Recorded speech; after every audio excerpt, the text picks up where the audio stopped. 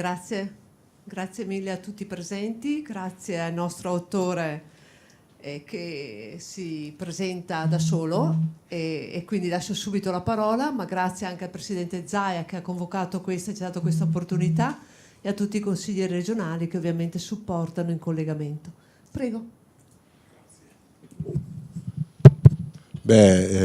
Io sono molto emozionato e anche molto presente, totalmente con voi oggi e a questo incontro su questo libro, questo manuale di riflessione, di confronto, ma anche di impegno, delle proposte che da questo libro possono derivare per incamminarci tutti insieme, con ideali, valori che in questi tanti anni ho conosciuto soprattutto e vissuto anche nel Veneto, che è la mia regione, il mio mondo.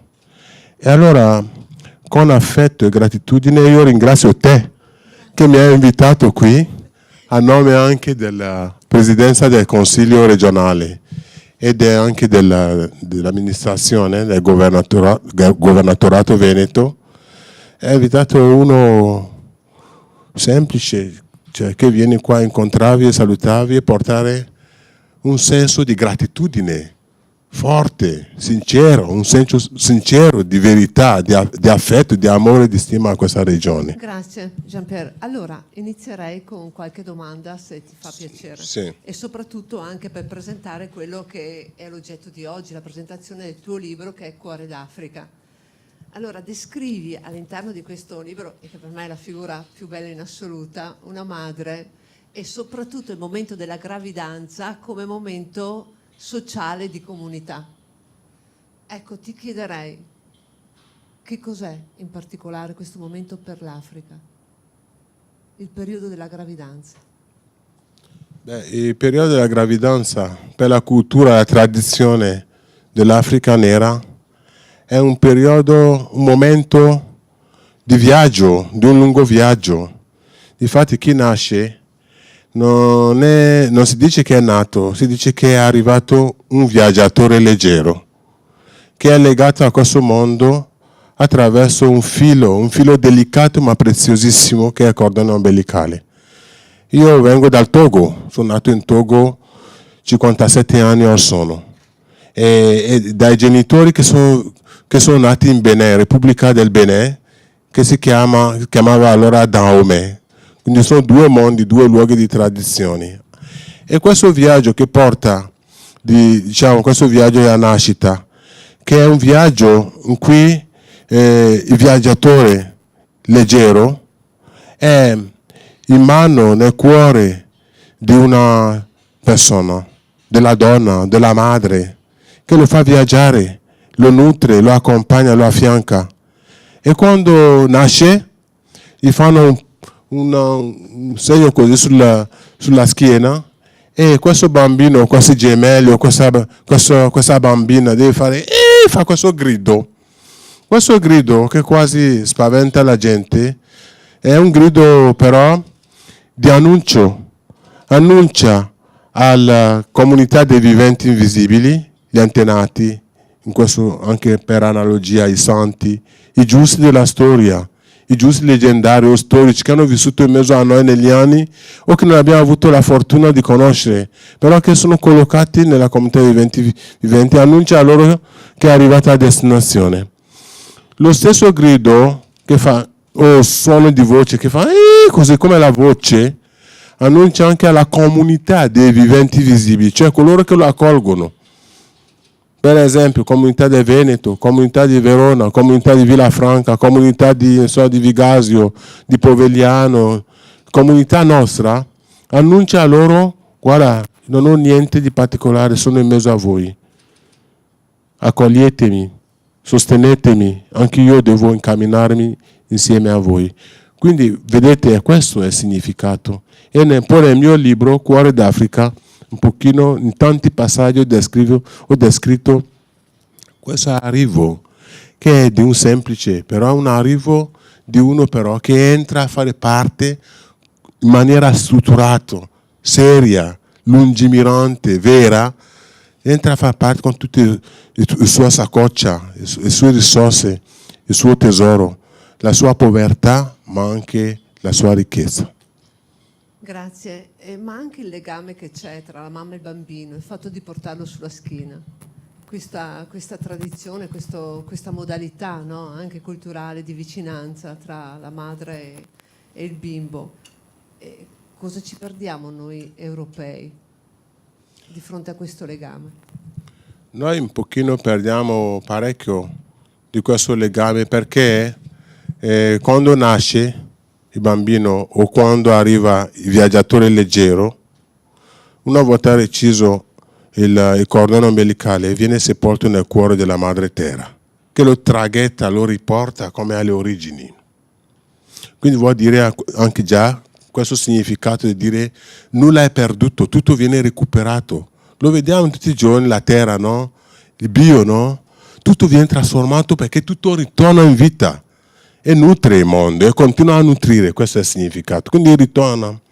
Ora la mamma non può lasciare subito il neo arrivato, questo viaggiatore leggero, a gattonare, a toccare tutto subito. Deve proteggerla un pochino, ma nel proteggerlo lo mette sulla schiena, perché dalla schiena della madre il neo arrivato respira tutto, il calore umano, respira anche l'ansia, il battito del cuore. Io l'ho provato per 4 anni, sono stato sulla schiena di mia madre per 4 anni, a cui poi ho dedicato il libro. La prima pagina del libro trovate la dedica alla mia madre e attraverso la mia madre a tutte le donne, a tutti i volti femminili, che attraverso i volti della mia madre li ho sempre colti, ho sempre rispettato, ho sempre accudito. E quindi dicevo, sulla schiena della madre poi, la mamma inizia a impartire al neo arrivato le prime lezioni. Allora, la prima lezione assoluta è quella della conoscenza del mondo circostante, il mondo delle relazioni. La mamma lo porta in giro sulla schiena e gli insegna: questo è un fratello, questo è un amico, questo mi ha dato questo, mentre eri qua che sentivi le voci, ora devi vedere i volti. Voci e volti. Adesso, quindi lo insegna, impartisce questa lezione del vivere comunitario, del vivere in relazioni, senza conflitti, senza attriti, senza odio, senza rancore.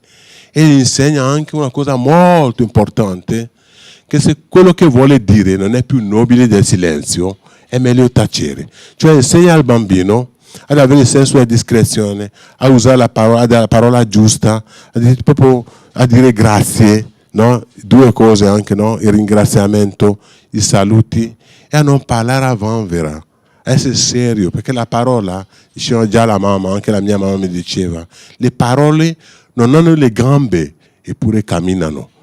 Non usarle mai come una fiamma per offendere, per denigrare, per umiliare. Usa bene in maniera corretta la parola.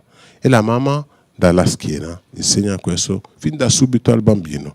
Quindi è il nuovo suo processo educativo, inizio della schiena, perché poi non sa mai se questo bambino avrà la fortuna di frequentare la scuola elementare, l'asilo nido, le scuole superiori, non lo sa. E quindi però dice, tu anche se non andrai nella scuola delle istruzioni del mondo occidentale, della scrittura, no? Degli europei, abbi pazienza, almeno l'educazione non ha confini, non ha geografie. Quando sei educato puoi anche non sapere leggere e scrivere, come la mia madre non lo sa leggere e scrivere, per esempio, però tu puoi essere sempre un sapiente o una sapiente se è una ragazza del mondo, e tutti ti possono contenderti di averti generato. Grazie. E difatti parli della madre come maestra di vita e di educazione, perché effettivamente è questo che ti ha lasciato, credo, anche come trasmissione, no? Di valori da parte di tua madre. Sì, mi ha lasciato questo. Io piangevo 36 anni fa. Sono nel Veneto dal 1990, ecco perché Veneto è mia. Proprio di questo volevo chiederti, che forza ti ha dato questo insegnamento nella tua migrazione proprio europea? È stata una forza enorme. Intanto i miei genitori, quando partivo ebbi la borsa di studio quel mese di giugno, fine maturità, grazie a Monsignor Giuseppe Amari e a tanti realtà avere questa borsa di studio. Io piangevo, non volevo partire dall'Africa, perché lasciavo la mia terra, lasciavo la mia mamma, il mio papà, eccetera. E loro mi incoraggiavano, in particolare modo la mia mamma mi incoraggiava, ha detto: noi abbiamo dato tutto, tu avrai 2 valigie in mano, la valigia dei tuoi studi al liceo dei canadesi a Takpame, e tu avrai anche, seppur in maniera virtuale, la valigia delle tue tradizioni, della tua educazione. Portala avanti. Se rimani quello che sei stato qui per noi in comunità, nel villaggio, educato, e tu educato sui 3 elementi della tua trilogia, cioè l'ascolto, il senso profondo dell'ascolto. Anche oggi ho portato questo simbolo qua, un uomo che ha un simbolo così fatto nel mio villaggio, uno che ha un solo orecchio, perché possa imparare a ascoltare e non far uscire le cose importanti che deve custodire. Dicendo, se tu atterrai ferma questa trilogia educativa, pedagogica, che è l'ascolto, il rispetto delle donne, il rispetto delle differenze, delle culture, delle tradizioni, se impari bene questo e impari anche a curare, quindi ascolto, rispetto e la cura, quindi l'attenzione anche le cose più semplici, tu non devi avere paura, devi andare, vai avanti, troverai la fatica nel capire le lingue, ma piano piano troverai una comunità che ti accoglie, perché tutti questi elementi sono racchiusi in questa trilogia, portali avanti. E così ho fatto. E così ogni volta anche nel mio percorso di migratorio, di fatica, di incomprensione, a volte anche di pregiudizi, e che mi scendevano le lacrime alle orecchie, agli occhi, e mi con un sussurro di fatica così, delle voci, dice torna in Africa. Io resistevo e dicevo mi porta avanti questa trilogia educativa e pedagogica.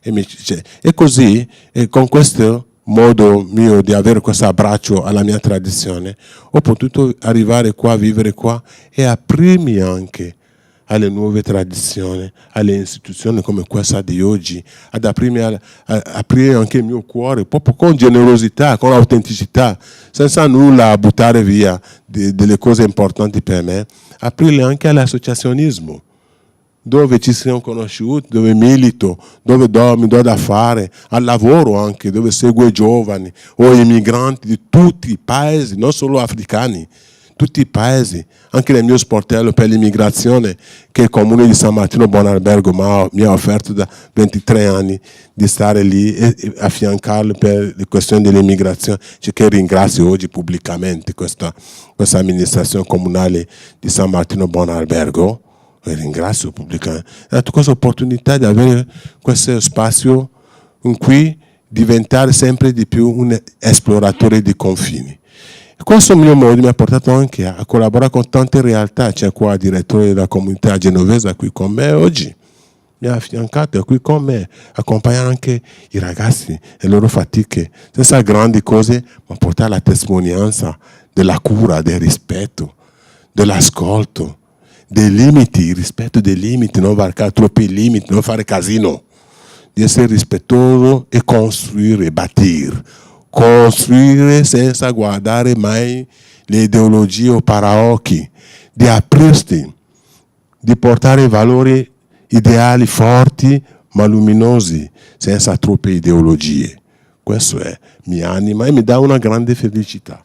Grazie, ma parli anche del grazie di ieri, questo ringraziamento, no? Sì. Che ti soffermi proprio approfondendo anche. Se ne parli un attimo?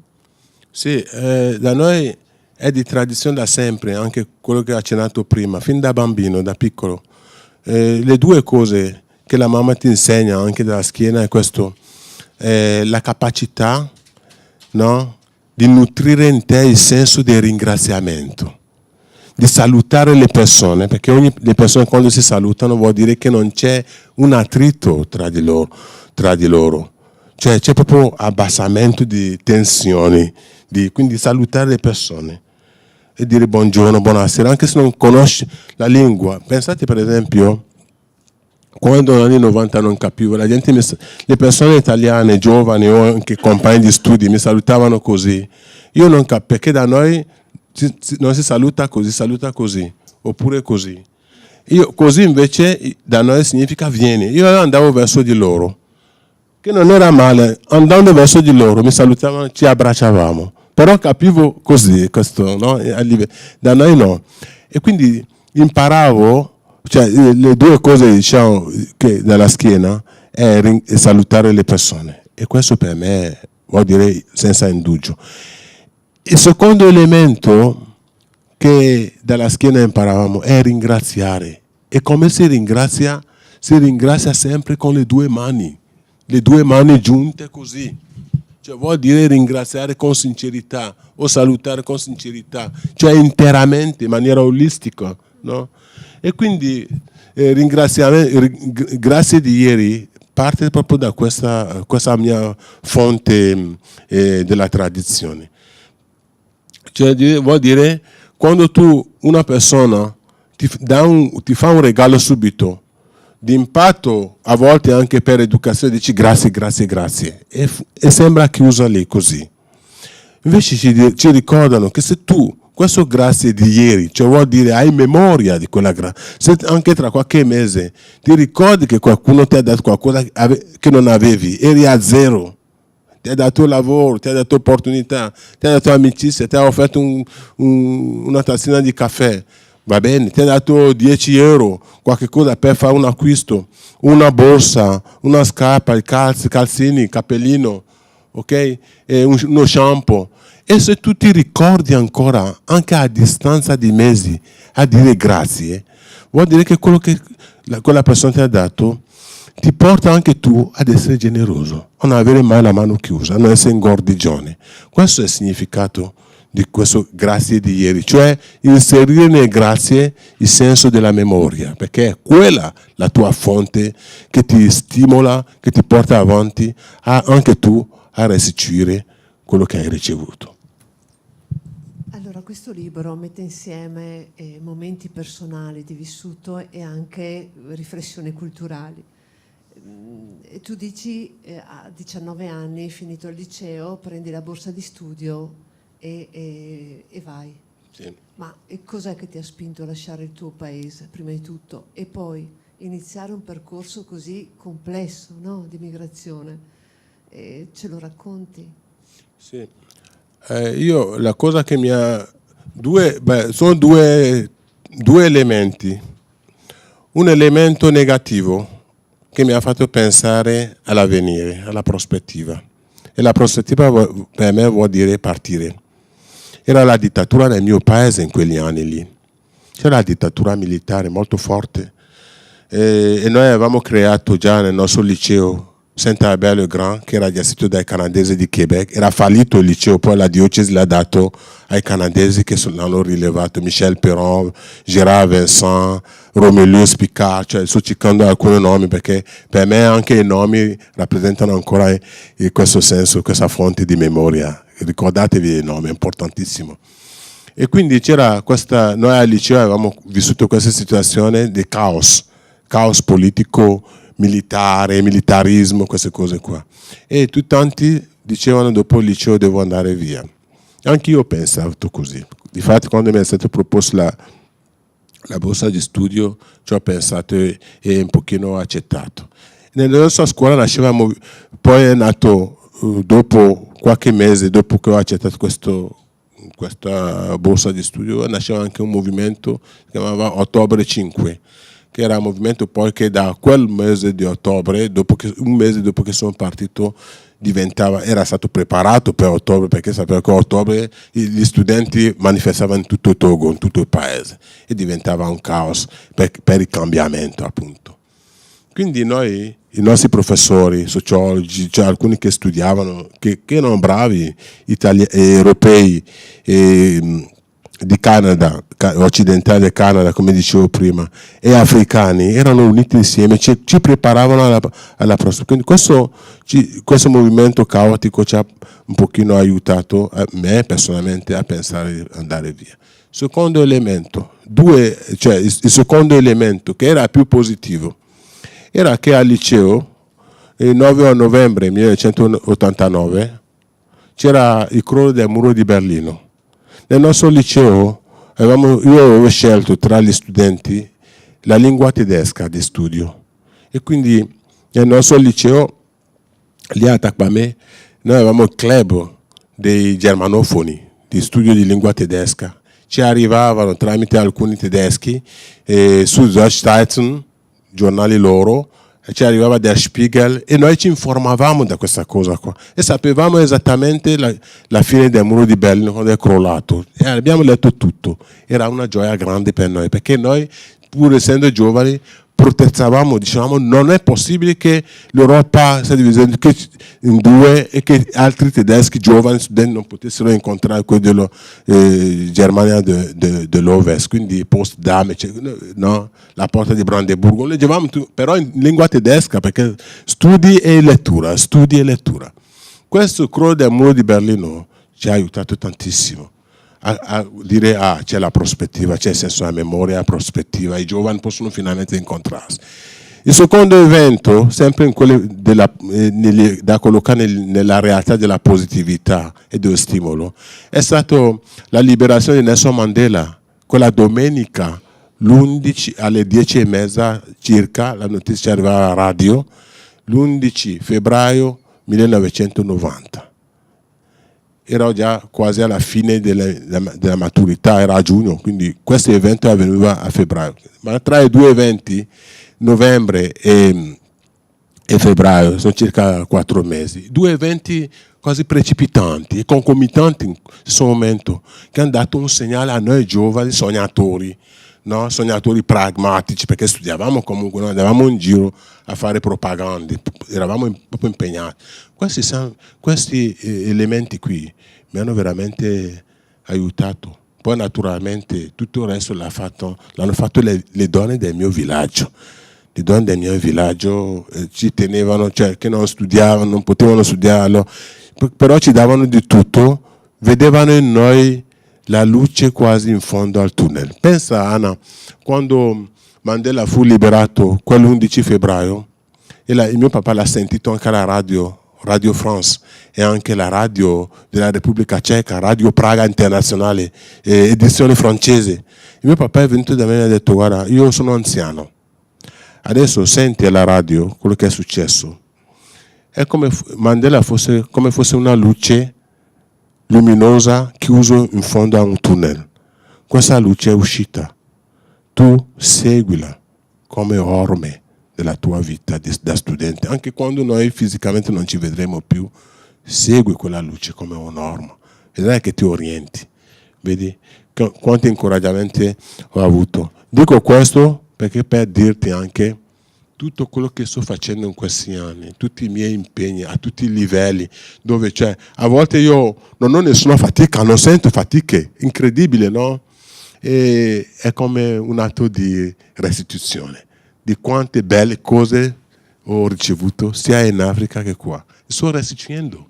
Il libro, questo, non è un romanzo, quando lo sfogliate, guardate dentro, è una forma di restituzione. Poi ci sarà un altro dedicato al mio papà, non so, uscirà anche quello dopo il mio ritorno dall'Africa a luglio. Siamo curiosi effettivamente di capire anche la figura del papà, perché parla esclusivamente della maestra di vita che è la mamma, per cui saremo sicuramente, e magari torneremo a presentarlo qua, il tuo libro che farai in memoria del papà e dedicandolo a lui. Hai tantissimo dentro di te le origini africane, lo dimostri con la passione con cui parli. Come concili con la vita in Italia? Primo, parli di integrazione operosa. Cosa intendi? Beh, come concilio il mio due mondi interiori, che è un mondo ontologico, essenziale ontologico, come direbbe Habermas. Riflessione ci ha lasciato una settimana fa, Jürgen Habermas, ma non solo lui, Yves Congar, ci sono Karl Rahner. Come concilio? Lo concilio con una domanda, non una domanda oscura e misteriosa. La domanda è semplicissima, che me lo pongo ogni giorno, ogni passo che faccio. Come essere autenticamente africano, essere autenticamente europeo?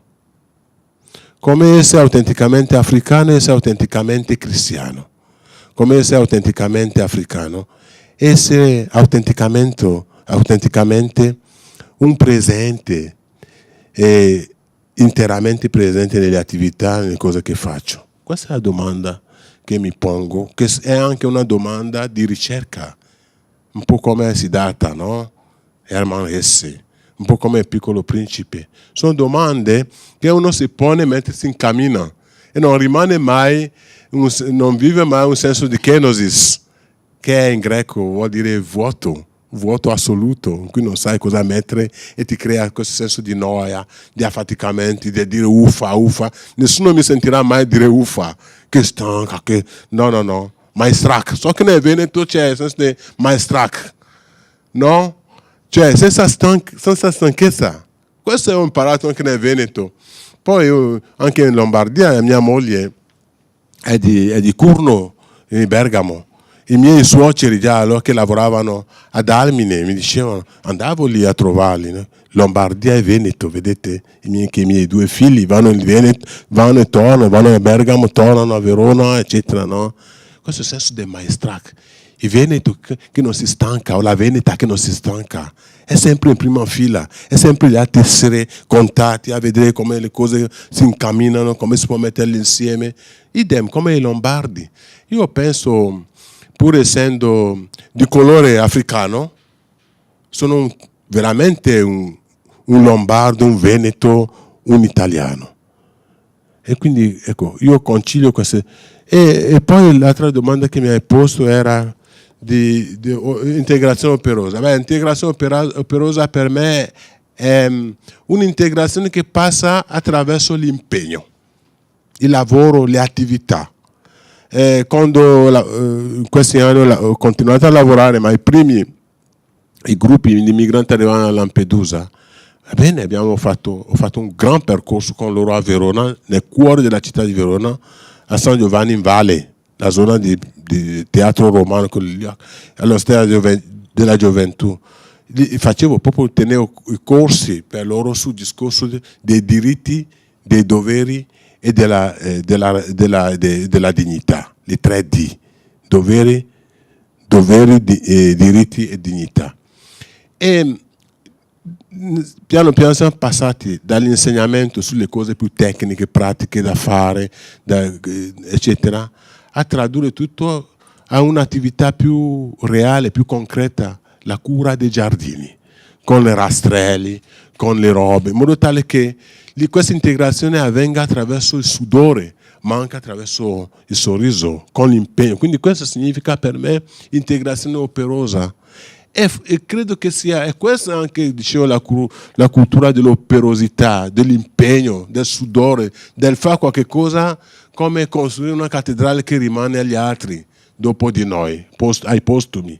Credo che l'integrazione, se avviene su questa base, dà la forza a chi ha delle risorse, delle competenze pregresse, un curriculum che va sconosciuto, a mettersi totalmente a disposizione della comunità che lo accoglie.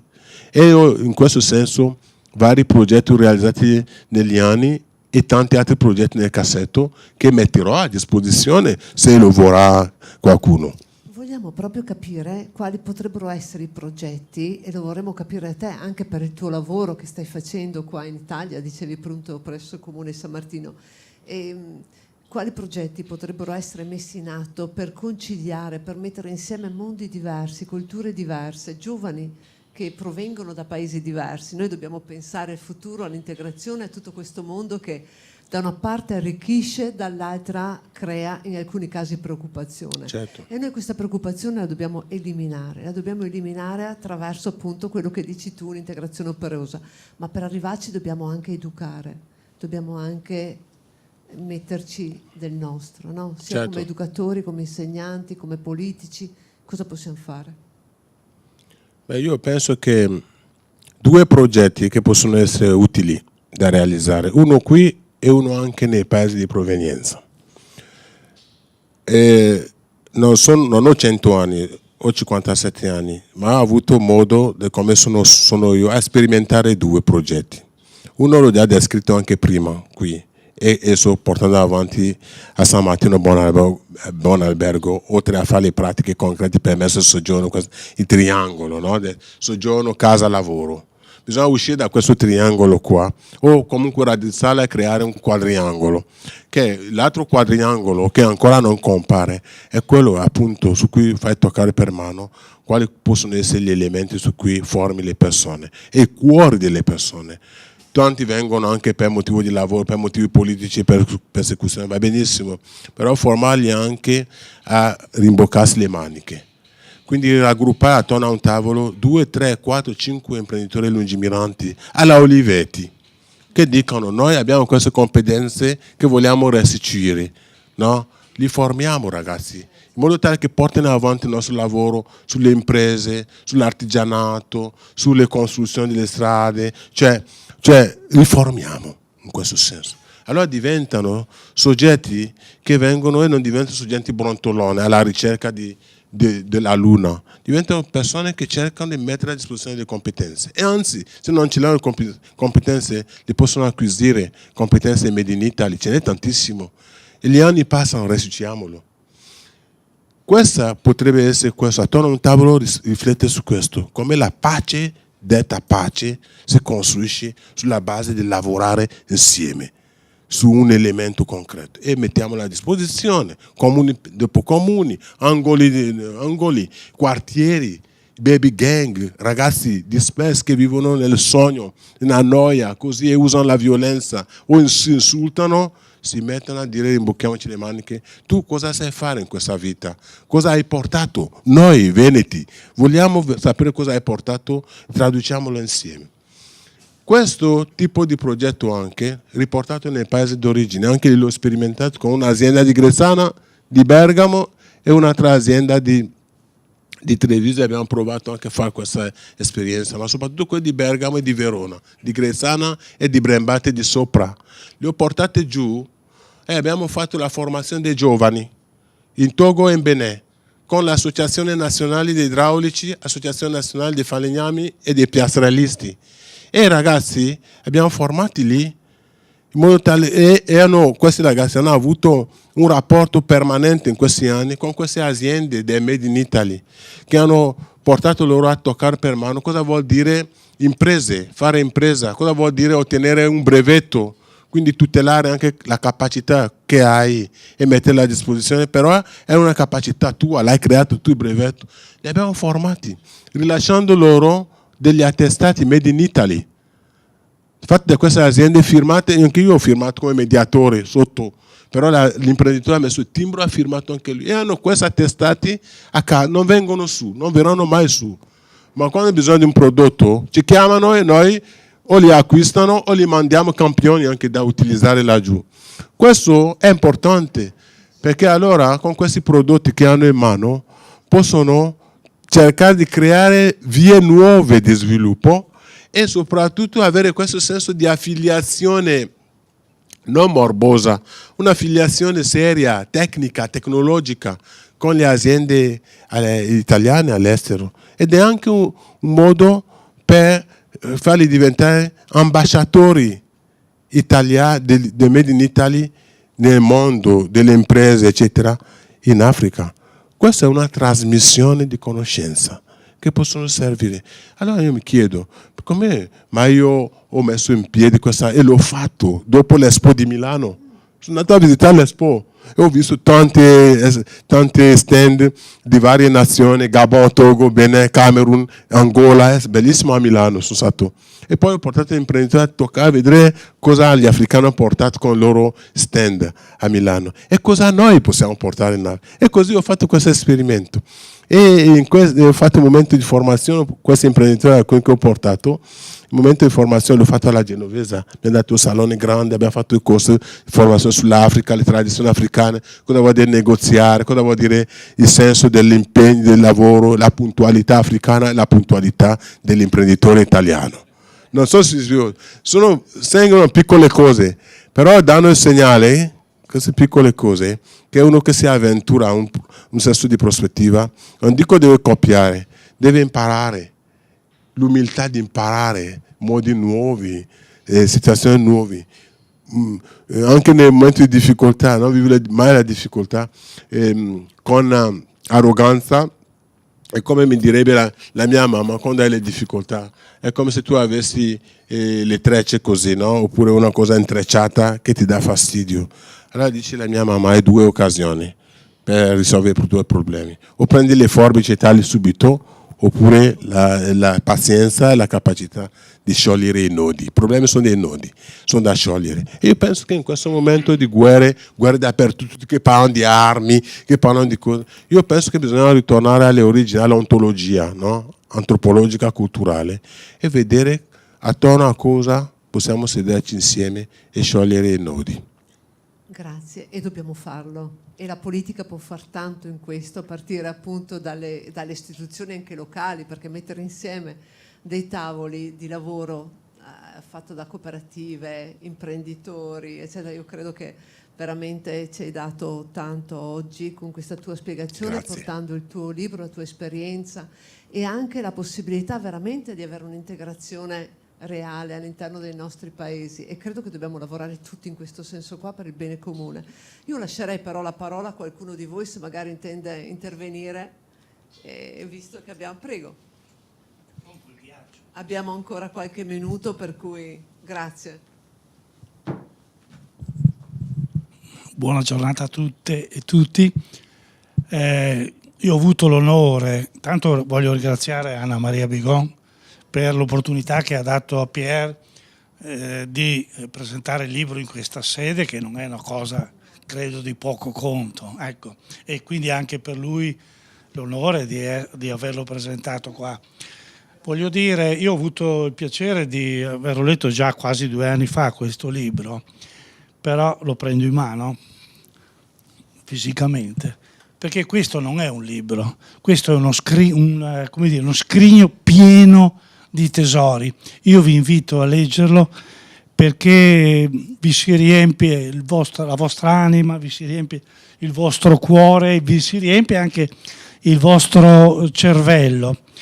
Questo scrigno che è pieno di umanità, che è pieno non tanto della corporeità della madre o del padre o la fisicità del paesaggio africano, è pieno appunto di significati, è pieno di immagini dove tu puoi trovare appunto ricchezze, e questa è la cosa importante di questo. Io voglio ringraziarlo nuovamente, ma l'ho già fatto, Jean-Pierre. Dico una cosa, mi soffermo, quindi tu hai già parlato, Anna, della madre, io mi soffermo sulla natura africana. Pensare questi paesaggi, questa terra, questa madre terra, perché poi l'Africa è la nostra madre, e pensarla che ancora ha delle possibilità, a differenza di noi che dobbiamo cercare invece di correggere tutto quello che abbiamo fatto di sbagliato in questi migliaia di anni o secoli. Forse loro, speriamo, ce lo auguriamo, forse loro riescono in qualche modo a dare più dignità a questa madre terra, perché è questo l'importante. Diceva Stefano Mancuso 2 o 3 sabati fa in TV, noi abbiamo vissuto per 40.000 anni nella foresta appunto africana, e quindi il nostro dentro non riesce a abbandonare, a scaricare quello che abbiamo vissuto in questi 40.000 anni, e parla appunto della natura, parla dell'opportunità del verde. Diceva, quando noi ci troviamo in un parco diciamo oh che bello, qua o là, ci ritroviamo dentro un bosco, respiriamo in una maniera diversa, e dovremmo appunto riportare la terra a viverla proprio come la nostra madre, Jean-Pierre. Chiudo, ed è un altro tesoro in questo scrigno di Jean-Pierre. Chiudo con l'antropologo, psicologo Harari, vi invito a leggere i suoi libri. Io mi sono goduto Sapiens, che credo sia l'ultimo o il penultimo, il quale dice anche perché per i ritrovamenti che sono stati fatti, l'uomo non ha, finora, fino al 2010, si diceva che l'uomo si è evoluto secondo natura, e invece lui asserisce, proprio anche rispetto alle scoperte che sono state fatte in questi ultimi 15 anni in Siberia, che l'uomo si è evoluto non tanto con i passaggi evolutivi biologici, quanto con il linguaggio. Lui dice è stata la capacità del sapiens di andare oltre le 50 o 100 unità che fa un branco, un gruppo. L'animale non è riuscito ad andare oltre, perché oltre le centinaia di unità, di, come dire, presenze, poi diventa aggressivo, non riesce a gestire, mentre l'uomo con la capacità e poi gli animali e anche le piante, dice ancora Stefano Mancuso, hanno il loro linguaggio, però sono linguaggi molto poveri. E invece noi, attraverso la relazione, siamo riusciti a crearci questa ricchezza nel linguaggio. Ecco, il libro Lo scrigno di Jean-Pierre ha dentro anche un linguaggio molto particolare che ti coinvolge, ti affascina, ti porta dentro. Io lo ringrazio molto.